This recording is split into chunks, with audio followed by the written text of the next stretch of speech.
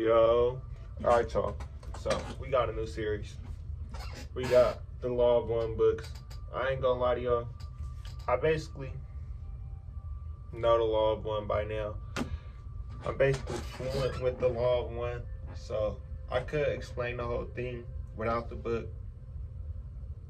But I'm trying to be proper with y'all, so I'm gonna use the books. So, but you feel me? This is the first reading series that we got on the book. We also got a Sri Isopanisad reading series that we finna be doing.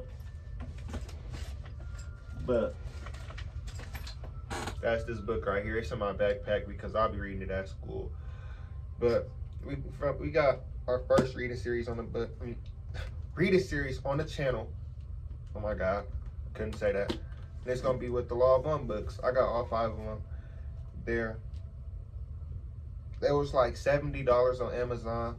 They came in a pack. Took like 1 day with the shipping. You feel me? So I bought them in February. So I had read them around that time. And the first time that I read them, I read the audiobooks. So I had already knew them by that point. And then I reread them because I wanted to get more fluent in it. And that's when I had got all 5 of the books. But I had already knew them because I read them in December. And then I reread them in like February. And then I bought the books in March. So I basically know everything in these books. Now I'm explaining them to y'all. So you feel me? Like, yeah. What we gonna be doing in this series, we gonna be going down each of the books. We may be reading some of the chapters or some of the sessions.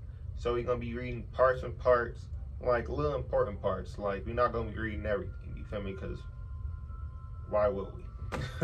It's not needed. But we're gonna be going over some important parts, and I'm gonna basically be like explaining it, and just I'm basically gonna be learning it for myself. Well, explaining it to y'all.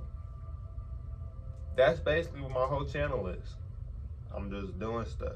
And my videos are not edited in any way, shape, or form. These are simply coming from my red phone and staying on there. I'm not even moving them off my red phone. I'm posting them. I may make thumbnails for them though. I may make thumbnails for this channel. I may do that. But that's as far as I'm going, because I ain't gonna lie, I may be spam posting. I'm a spam post on this channel, so don't be surprised if y'all see a lot of things, a lot of posts. But yeah, basically what the Law of One is, if y'all don't know already, the Law of One is a channeled book by 4 people. Don Elkins, Ra, Carla Rueckert, and Jim McCarthy. So, Don Elkins, Carla Rueckert, and Jim McCarthy were a group called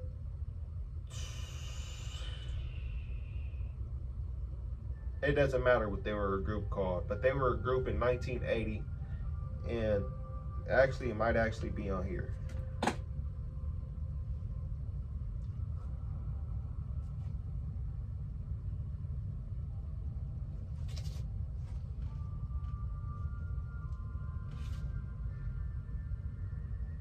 Nah, it's not on there. But we could read the back of this thing. What is the Law of One? After 19 years of research into the channeling phenomenon that involved the communications with the members of the Confederation of Planets in service of the one infinite creator, a group of consciousness called Ra, who had evolved on the planet Venus, established contact with 3 dedicated seekers of truth to explore these and other questions. Ra said that all people and all creation are one being, the one infinite creator. They suggested that the process of learning love, awakening to the original thought, is studied via humanity's movement through all of time. The raw material sessions conducted by these three individuals examine the meaning of our cosmic existence and contain 106 transcripts of every conversation, including events leading up to the first contact, and Book V, commentary about the contact. Jesus, I cannot breathe. Commentary about the contact. Fuck. Including events leading up to the first contact, and in Book V, commentary about the contact. This 40th anniversary box set includes all 5 books in hardcover.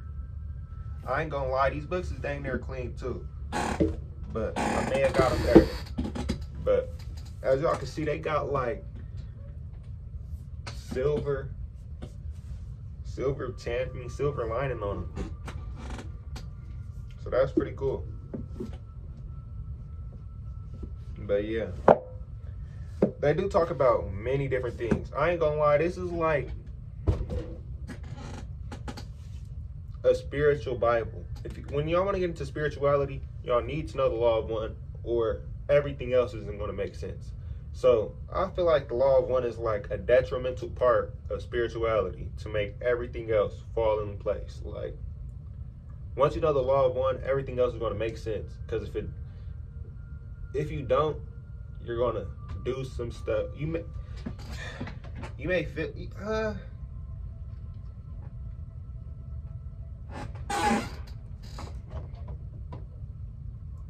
how do I put this?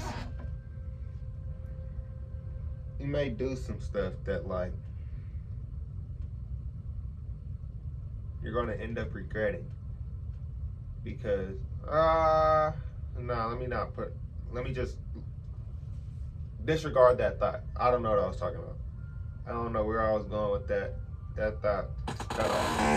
I wasn't meant to be in this part. But you feel me? They talk about many different things in this book. That I talk about the building of the pyramids. They talk about Jesus, the 7 densities of consciousness. There's really 12 densities of consciousness, but they only go up to 7 in here. They talk about chakras. They talk about meditation, enlightenment, Yahweh, Moses, and the 10 Commandments. They talk about a lot of different things in this book. I'm not gonna lie, I read the book a lot of times. I'm trying to pull out number 1 right now, so we could start reading into the index. You feel me? So when you first open the book, before the session start, they got a few pictures of them and everything in there. But they have a session from an earlier channeling. So right here, let me see. My bad, I'm trying to find like, it's right here when the channeling actually started. Okay. I'm gonna read from this part. Wait, what is the metaphysical meaning of the suggested physical trauma of our planet? The Confederation suggests that the planet itself is moving into a new vibration, a new portion of space and time, which may have called the New Age, but into which we shall not be able to enter unless we have indeed learned the lessons of love that it has been our choice to learn or not to for many incarnations. Therefore, the Confederation suggests that it is very important to choose to follow the positive path or not to follow it. There is a choice to be made very shortly, and it would be preferable if all of the people of this planet understand the choice that is to be made. My bad. That is to be made. It will be difficult for many of the people of this planet to understand what this choice is, because it is a choice that they have not considered. They have been much too involved in their daily activities, in their confusion, and their desires of a very trivial nature to be concerned with an understanding of the choice that they are very shortly to make, whether they wish to or not, whether they understand it or not, regardless of any influence. Each and every one of the people who dwell upon the planet Earth will shortly make a choice. There will be no middle area. There will be no people who choose to follow the path of love and light. There will be people who choose to path to follow to. There will be people who choose to follow the path of love and light, and those who choose otherwise. This choice will not be made by saying, "I choose the path of love and light," or "I do not choose it." The verbal choice will mean nothing. This choice will be measured by an individual's demonstration of his choice. This demonstration will be very easy for us of the Confederation of Planets in his service to interpret. This choice, my bad, next page, is measured by the vibratory term. My bad, my eyes hurt. This choice is measured by what we term the vibratory rate of the individual. It is necessary if an individual is to join those who make the choice of love and understanding, for his rate of vibration to be above a certain minimal level. There are many now that are close to this minimum level.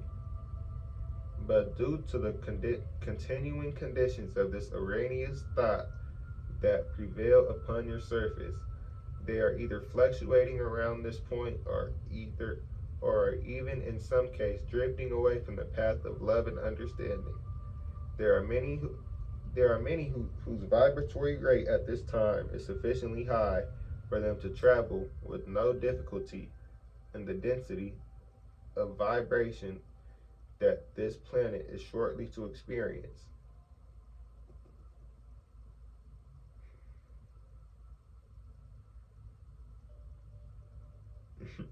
Okay, we're gonna skip over that part now. Another concept that has come out of many communications from alleged UFO entities is that of wanderers.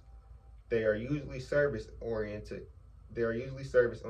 people, and as will be predictable, they often have a great deal of difficulty fitting into the planetary vibrations of Earth. Often, they have the feeling that they do not fit in or belong. But at the same time, very often, these people are possessed of many gifts in the arts, in teaching, or in the simple sharing of a cheerful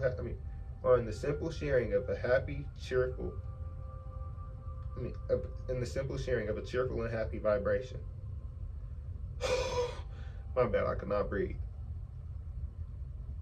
Which certainly does not suggest the normal attitude of a simple malcontent. This concept is particularly interesting to many people who will be drawn to the raw material because, according to that material, much of it will be most easily recognized as being useful by the wanderers. There are not just a few wanderers on Earth today. Ross suggests just about 65 million, and this was in 1980. Ross suggests about 65 million. They have left other densities in harmonious environments to take on a kind of job that is most difficult and dangerous, for if a wanderer cannot at least begin to pierce the forgetting process that occurs at birth into this density in his or her lifetime on this planet Earth, and remember the love and the light that the person was intended to share, the wanderer can conceivably become caught in the third density illusion, collecting what may be loosely termed as karma, and be delayed arriving again at home planet until all that is unbalanced in third density in this lifetime has been balanced. That's actually not true, but there is more to it. Like, it's not just not true, but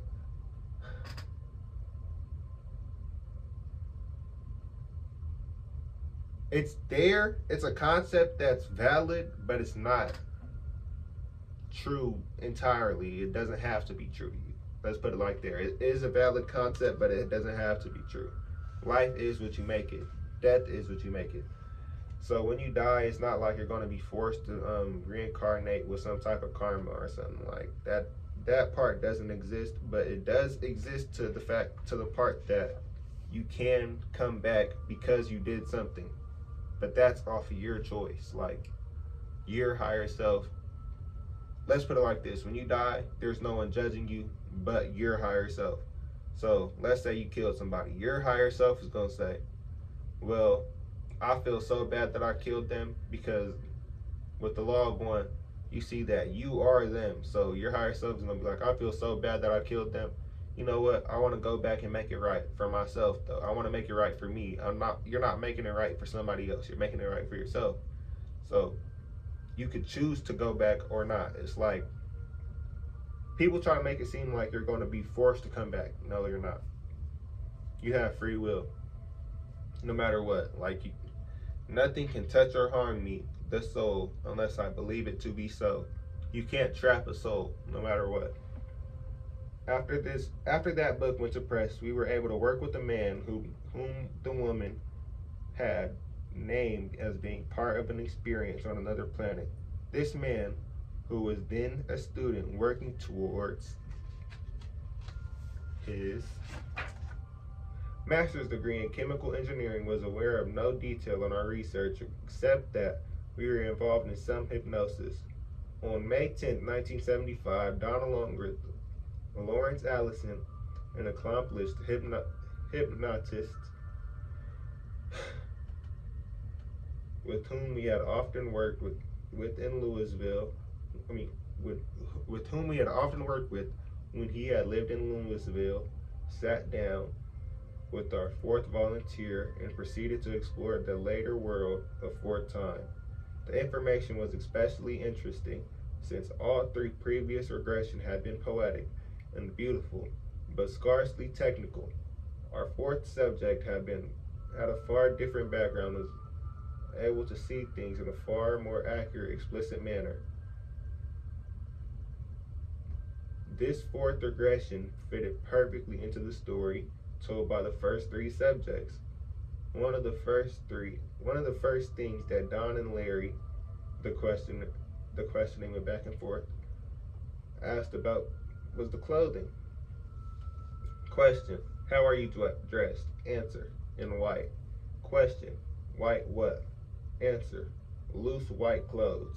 Question: okay, what's above the waist now? Above the pants. Answer: well, it looks just like a robe. It's not really a robe, but a loose clothing with a sash, like for a belt. My bad. Gotta breathe again. Okay. Question: and what about on the shoulders? Answer: well, it's just short sleeved. It's warm. This type of robe suggests a monastic or a religious order, and questions were asked to attempt to discover some orthodox religious connection on this planet. No connection was found, so the questioners moved on to the name of this world, since the surroundings were not of Earth. But the young man, normally incisive in his answers, seemed totally unaware of this concept of naming. Question: the name of your planet? Answer: it's just a ... We live there, and ... I don't see any mountains, but I see ... The name? And then question mark. They pause. He says, I have a child. Question: one child? Answer: yeah, little boy. Question: his name is? Answer: I don't have a feeling for names. I have, like, when you want somebody and then they know you want them, sort of. I don't have a feeling for names. Not only did their planet lack a proper name, but speech itself, it seems to be a far different process, or one that we would call telepathy. Question: all right, if someone calls to you, who do they call to you? What do they call you? Answer. I just haven't heard anybody speak. I don't know if you have to speak. Answer. It seems like kind of a simple life, but there's obviously, well, there was a light at my book, so it's obviously mechanized, or perhaps much much more than that. I don't I dot dot dot. I don't recall. I don't recall people speaking to each other, though. I mean, they seem to. Everybody knows each question. Dot dot dot. You know, you know what's going on, but I don't really see. It was singing. There was singing, but I didn't.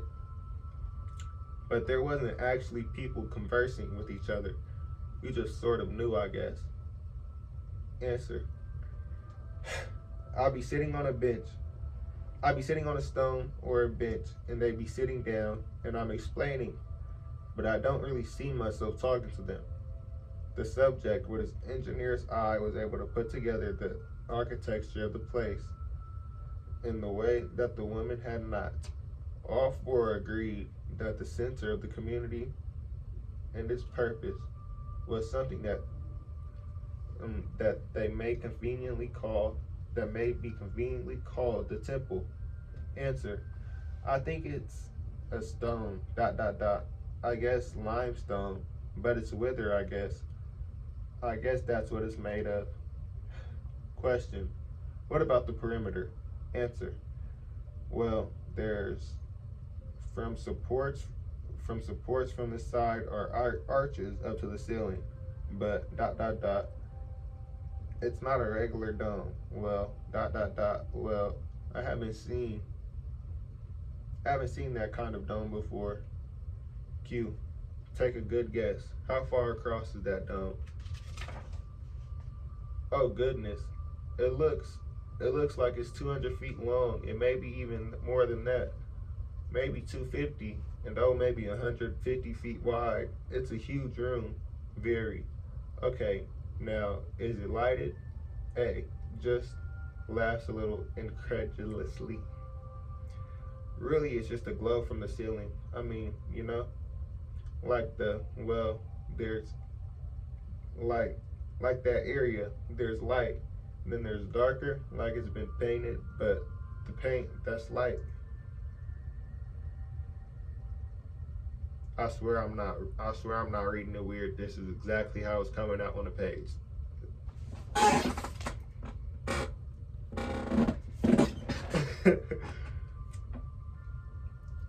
Okay. It seems like it's, well, it doesn't just need any light. The room's bright. Maybe it's coming from the windows, but there doesn't seem to be any shadow from the room. Q. What you're saying is it seems as if the atmosphere of the room is glowing in there. Answer. Well, yeah. Just like it's bright. I don't see any shadows, but if there's a light source. Question. Uh-huh. Now, I want you to listen inside of that big room. What kind of sounds do you hear? Answer. Nothing inside the room. But they're singing someplace. Question. Very quietly, singing off in the distance. Question. All right. It is It is some kind of. Answer. It's more like a kind of choir, a little choir, like that music reported by all four subjects is not like any music we have ever heard. The two of the subjects actually saw the music sparkling in the air, and none could actually describe it. None could accurately describe it. Answer. I can't place the words. It's just, it's like sort of a praise, a sort of like something you'd hear in a choir. Question. Praise to whom? Answer. Well, question. To God? Answer. Well, I'm sure that's who it is. That's dot dot dot. It's sort of a happy thing to do when people get together and sing. The subject spoke of growing up and studying in large books. Answer: I see myself sitting over a book and just reading. Question: history? Answer: well, I don't know. Question: practical work, science? What do you study? Arts? The arts? Answer: just great books, big books. Question: do you have supervised study in classes or dot dot dot? Answer: answer. Well, in the morning there's a teacher. In the afternoon or in the in the evening I study. In the late evening I study. Question: is there an examination? Question: answer. No exams. You just want to learn. You want to learn. It's like you can't learn enough. Who are these people? Did they represent the entire planetary population, or are they only a portion of that population? If they were a portion, how were they chosen to do this work? After looking at this material, Don and I created a generated term to which called this particular people the clan. Here is one of the questioners on this subject. My bad. Here's one of the questioners on this subject. Question: nobody has individual homes? Answer: well, no. This big place is their home. This is home. Answer: well, this is one purpose. Like it's like a school or a teaching place to teach those that want to learn and in depth, and those that come when they can. Answer: but this isn't like a ruling type people by any means. This isn't dot dot dot. Like when the people have to come here, it's not like a class or system. It's not like a class system or anything. Meditation played a large part in their lives.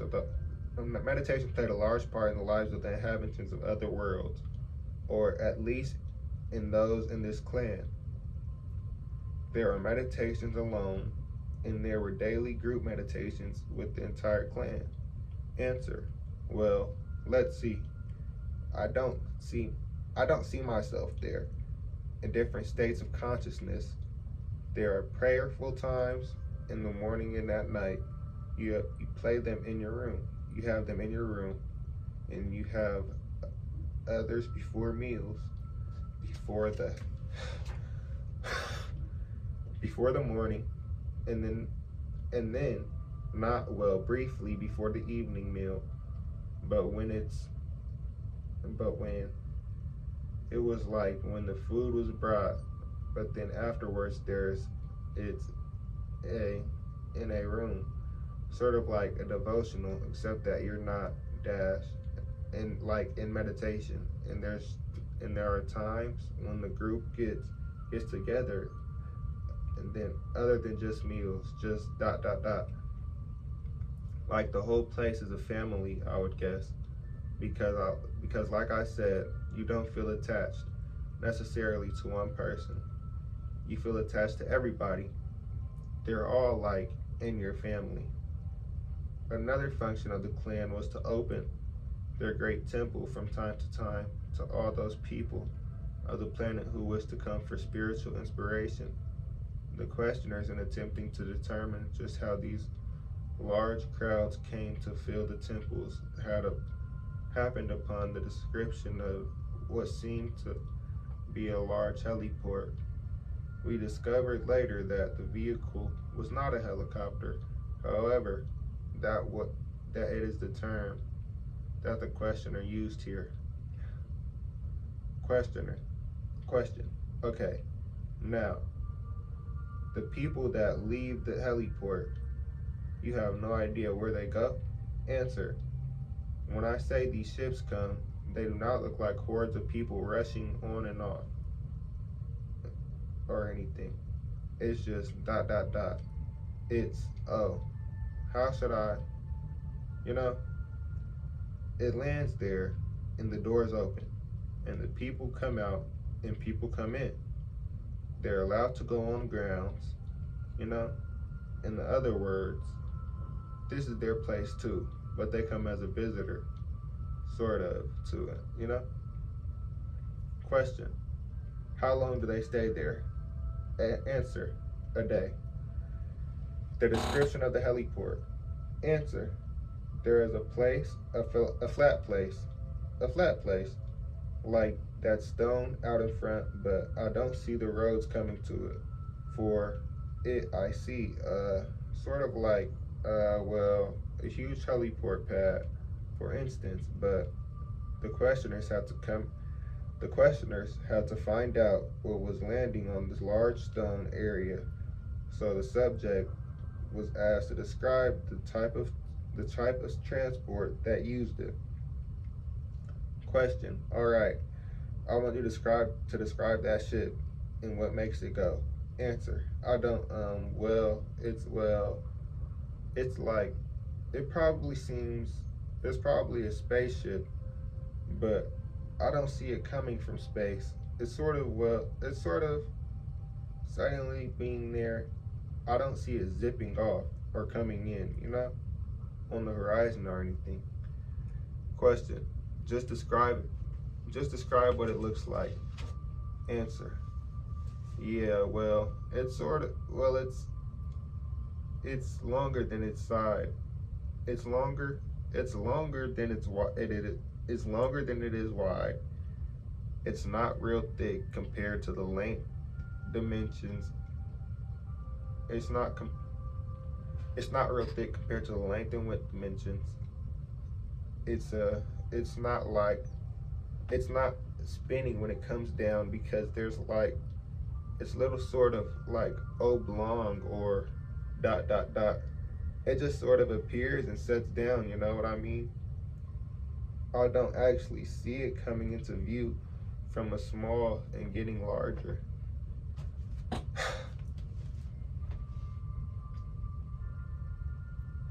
It is interesting to note that the apparent description of materialization and dematerialization implicit in the subject's answer to the question. And so the young man grew in wisdom and in years told a story of teaching, growing and somewhat gray-haired, beginning to teach fewer and more advanced students in the time preparing to end the incarnation, as the questioners brought the subject back through the death experience in which he was at the moment living. They paused with the subject in between incarnations to ask about the purpose of this particular incarnation of Earth. That this particular wanderer came to fulfill on Earth. The answer that he gave is both provocative and all too scanty. Many of us seek to help this planet in one way or another. And the question is always, how shall we accomplish it? Question: why are you on Earth? What is your purpose of this life? What do you intend to do here? What is it that you were assigned to do here? Answer: it seems like to help. Question: helping with what? Something particular? Answer: something ... Question: have you already helped in this field, or is the problem yet to come? Answer: it hasn't happened yet. Question: what do you anticipate? Answer: just ... just great needs. Question: what would happen to require so much help from you that you know about? Pause. Spiritual growth, spiritual development, physical needs. Answer: well, not ... the ... I get the feeling that some people are lost, Question: can you help them? This is your mission? Answer: I feel like that's what I need to do. This ... help those people. I feel like a lot of people could relate to that part, because a lot of people get that idea, or get the feeling that their starseed mission is to help other people and to help people ascend in consciousness and things of that nature. Question: which people? Answer: the ones that are lost. Question: is this a particular group? Answer: no. Question: just people in general? Answer: just people. So right here, This was like before they started channeling Ra. I'm pretty sure I explained it before I started reading. That was a channeling session from 1976, before they actually got into the Ra channeling. But we're 35 minutes in. I'm probably gonna get more. I'm probably gonna get into like the first like 5 sessions and the most important parts throughout those in the next part. But yeah, I'm pretty sure I explained enough in this video. We went over what wanderers are. Wanderers are starseeds, indigo childs, crystal children, the volunteers. Oh my god, there's a perfect video y'all can watch. I'm pretty sure it's from this place called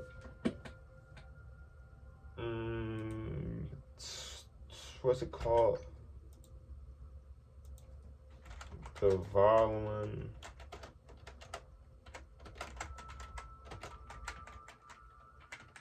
If y'all want to learn like about the volunteers and you want to like see a video that perfectly explains the experience, there's this video called The Volunteers, 21st Century Humans.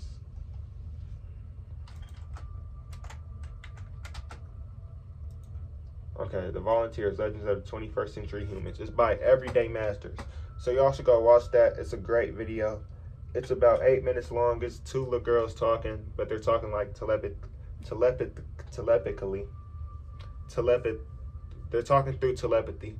So yeah, that video is very good. It talks about one of them incarnating on Earth. That video is like them talking from the spirit world, and one of them was talking about their experience incarnating as a 21st century human. And if you feel like you're a starseed, if you watch this far to this video on my channel with me, you're definitely a starseed. You should go watch that video. It's by Everyday Masters. And yeah, pretty much everybody's a starseed. It's just how much do you realize? It's how realized are you are. I mean, it's how realized are you. But everybody is a starseed because everybody has an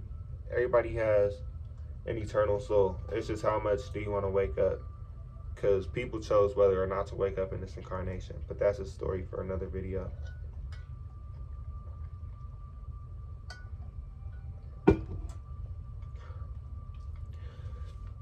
But yeah, though, y'all.